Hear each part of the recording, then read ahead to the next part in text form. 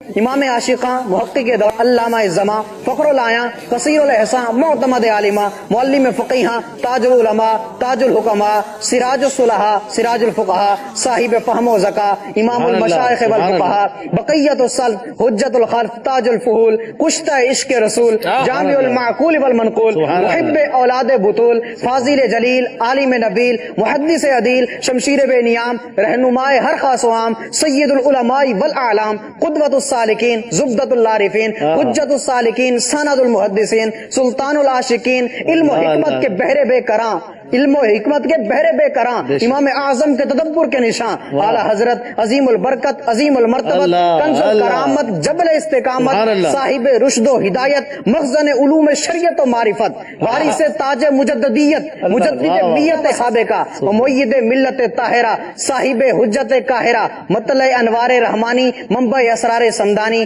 کاشف رموز پہنانی فانوس نور حقانی نائب غوث جیلانی جانشین امام ربانی حق و صداقت کی نشانی الحافظ العالم الفاضل المحدث المفسر المدقق المحقق المفکر المؤرخ الشاہ امام احمد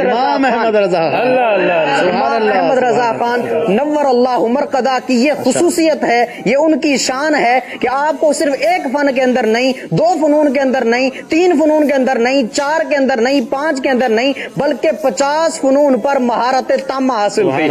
اور بعض علماء کرام نے تو اس سے بھی زیادہ علوم گنوائے، حتیٰ کہ 100 سے زائد، اور بعض علماء نے 120 جو ہے ان کے علوم و فنون گنوائے جن پر ان کو مہارت تامہ حاصل تھی۔ شاعروں نے آپ کو دیکھا تو امام الشعراء کہہ دیا، فقہاء نے آپ کو دیکھا تو وقت کا ابو حنیفہ کہہ بیٹھے، اسی طرح محدثین نے آپ کو دیکھا تو امیر المؤمنین فی الحدیث کہا۔ اور کیوں نہ ہو کہ ملک سخن کی شاہی تم کو رضا مسلم، جس سمت آ گئے ہو سکے بٹھا دیے ہیں۔ یہ امام احمد رضا کی شان ہے۔ آپ سے تو اب پیار ہونے لگا ہے، آپ نے اعلیٰ حضرت کی اتنی زبردست شان اور وہ الفاظ بیان کیے ہیں، ماشاءاللہ ماشاء بہت مزہ آیا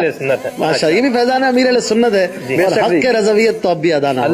اعلیٰ حضرت کی شان اس سے بھی کہیں بلند ہے، اس سے بھی کہیں بلند ہے، ورا ہے۔ محمد رضا مرشد امام محمد رضا۔